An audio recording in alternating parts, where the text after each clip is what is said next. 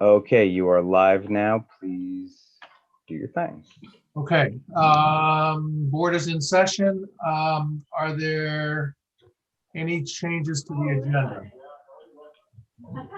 Yeah, I wanted to propose that we add approval of the minutes if John's ready, the ones that he drafted. Okey-doke. Yes. We could do 28 that. December and 7 January. Okay. All right, so we're gonna do this check-in with Real Term executive session, and I've sent out a separate Zoom invite. I hope you guys got it. Yeah. Okay. So we'll go through that same process, log out of this one, log into my Zoom, and then log back in. Owen's not participating in the executive session, but Mo No, but will. if you could also, I apologize, if you could send that to her so I that she did. could. Okay, great, perfect, thank you. And we're going to do the workshop where John has a motion to appoint a new town administrator, which we're going to cover today. Is that the plan? Get that ball rolling. And I just want to get at the sense of how we handle Ryan Minikas's letter, which will be on the agenda for Tuesday. So, okay. Is there public comment for items not on the agenda? I would think not. Okay. So John Turchio, Yes. Hello, everybody. How are you guys doing today? your audio is working now. All right. Perfect. Okay. So yeah. So I just wanted to take a quick, couple minutes just to go through the LED streetlight project for your town, kind of recap where we are, and then kind of what the next steps are. So I don't know if it's possible for me to share my screen. Sure. Owen can authorize that. Yep, 1 second. John, I'm having a little trouble hearing you. If you could speak up just a little bit. Okay. Does this sound much- okay? Much better, much better. All right. Thank you. I believe you can do it now, John. I think I changed it for you. Yes. Yeah, I have a little bit of a different work setup today, so just bear with me. Can you guys trying to share it right now? It's So. happening. There you go. Okay. So I pre-populated this. Some of these people actually are not in this meeting at the moment, so I will change this when I send this out to everybody. Mike Hedstrom, I believe I forwarded him the invite, but it appears that he's not on the call yet. But so for the scope of work, he actually joined the Teams meeting. He's going to be joining shortly. I'm going to send him the link to this meeting. okay. All right. Thank you, Nadira. No problem. All right, so for the scope of work for this project, we had 45 Cobra heads installed. 4 locations were not installed. For whatever reason, when the installer went out there, the arm and the light was no longer there, whether it was due to a storm, whatever the reason. So those locations weren't installed. Those lights are returned to the town as spares that can be used in the future. And obviously there's no labor charge to that because you're only charged for the actual. So We have those locations noted on our chart, Owen. if you take a look right here, they're going to be the locations in red. Are locations that weren't able to be installed. I only see 2. Oh, 3. There's Great. 1, 2, and then there's one that's buried down here underneath this. There's one right here as well. Ah, Cottage Lane. Oh,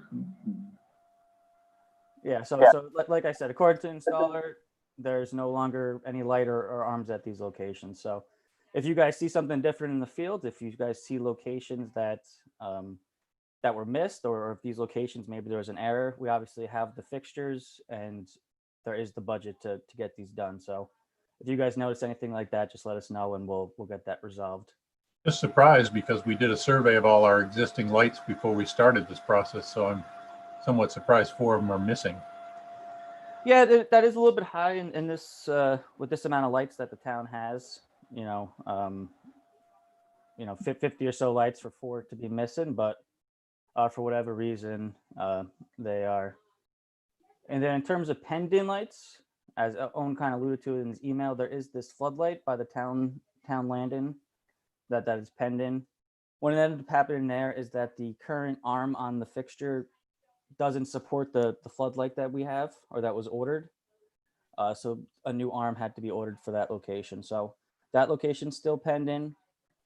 And then there is the light at the sand shed that's on the actual building that's pending as well that I know Owen mentioned. So those are the 2 outstanding items right now that still need to be done.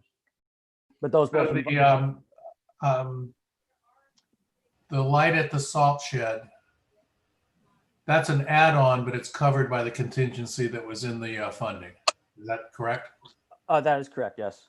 Yeah. Um, So this light right here is the one that we're talking about. And we're going to put a floodlight right here that will mount directly to the building. Okay. Do you have a picture of the one that's problematic? Yes, just give me 1 second. I had that pulled up. And the reason it's problematic while I'm pulling it up is just that the current arm that it's on is just, or the current pole that it is just rusted. It's not in good shape. That makes it a little difficult to have confidence in putting, a brand new fixture on it, an arm on it, and risking, the damage to it or something happening with this pole. So at the moment, we chose to exclude this until maybe there's a different solution or budget allows a new pole or whatever we can, whatever you guys decide. And then this is Owen, for these 2 lights, the one here that we're looking at right now and the one on the salt and sand shed itself, we are not anticipating doing smart controls for those and just having them be, set on either timers or photo cells that turn on and off and not having it be part of the smart control system. Can I ask a clarification question? So we really have, in addition to the 4 that are quote missing, we have 2 pending. Pending meaning they're in the works and they will be done relatively shortly. That's the one at the landing and the one on the salt shed. Then we have this other light by the loading ramp that nothing's pending on it. Correct. We need to go ahead and budget some extra money or make a decision or somehow deal with that. Is that lamp currently working? My understanding is that it is, but I don't know, Owen, if you can speak to that. No, my understanding is that neither of those are working. The one on the salt and sand shed itself is intermittent, but I don't believe that the one on that loading dock is working at all. But I mean, and that's, better lighting, especially, there's equipment moving in and out. They're doing it at 2 o'clock in the morning as they're getting their trucks loaded back up again. So better light is obviously better.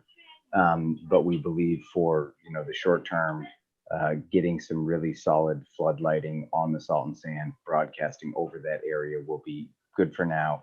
And then we can work on better lighting around the loading dock, like I said, as part of the 2021 budget.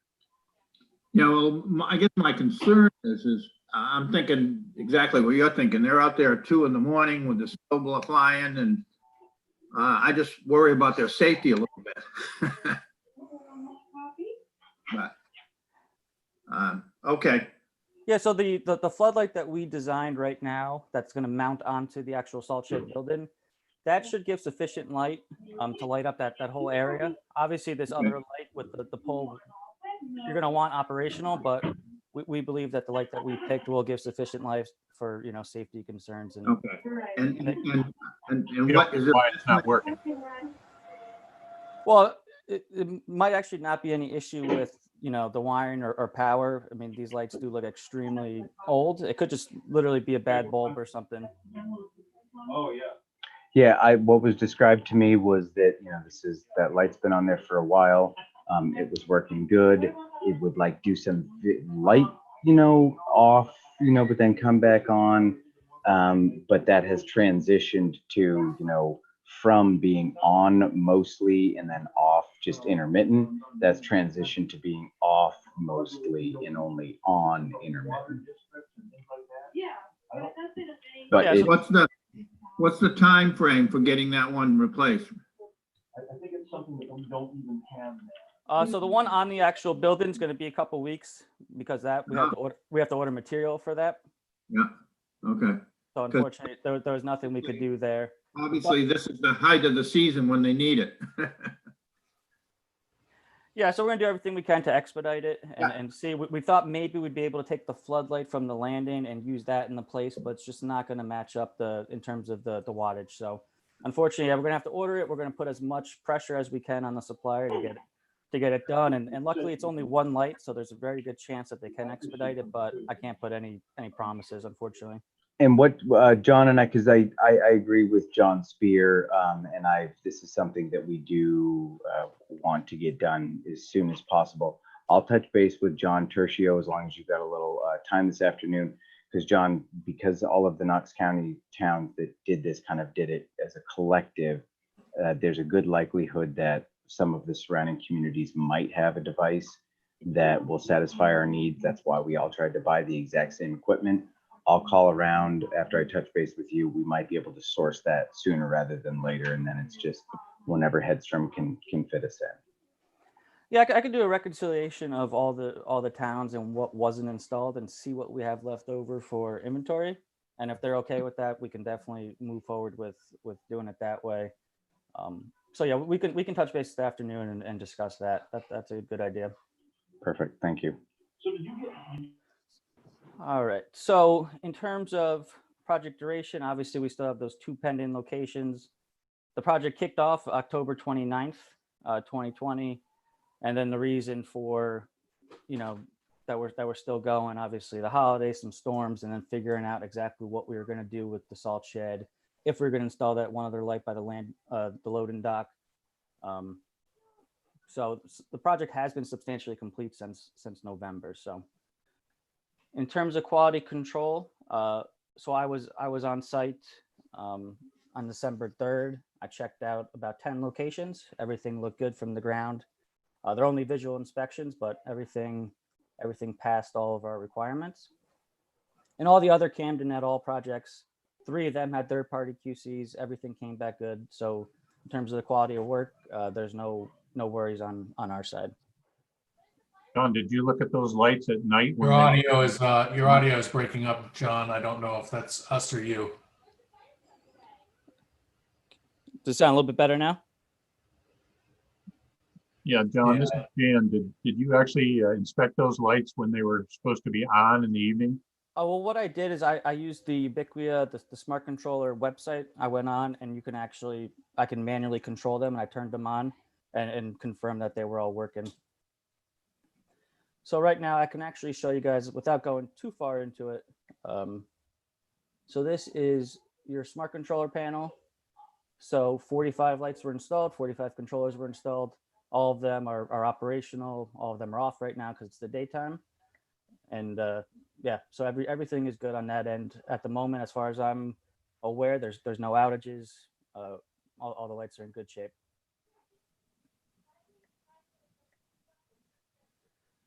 So for the post-installation safety report, there was nothing to note there. So that's always a good thing. We've discussed the pending items and how we're going to resolve them. Oh, and I'll work with you this afternoon to see if we can expedite RTID 63, which is the salt shed, and see if we can move that forward sooner than later. The outage process is the same as it was during the project. If you just send an email to service@realtermenergy.com, use that installation map, find the RTID, send that, the street address, and just a description of the issue. And then we'll work with Headstrom to get them deployed and have it troubleshooted and repaired. Okay, is that process documented? step by step? Because we're going to have a new town administrator in a month. Yes, it is. And we're also going to be sending you a e-binder, which is going to have all the product specifications. It's going to have material warranty, a workmanship warranty, all the procedures, KMZ files, final installation report. All that information is going to be in this binder, and that's going to be extremely helpful for whoever's coming in to get caught up to speed on this project. Thanks, John. You're welcome.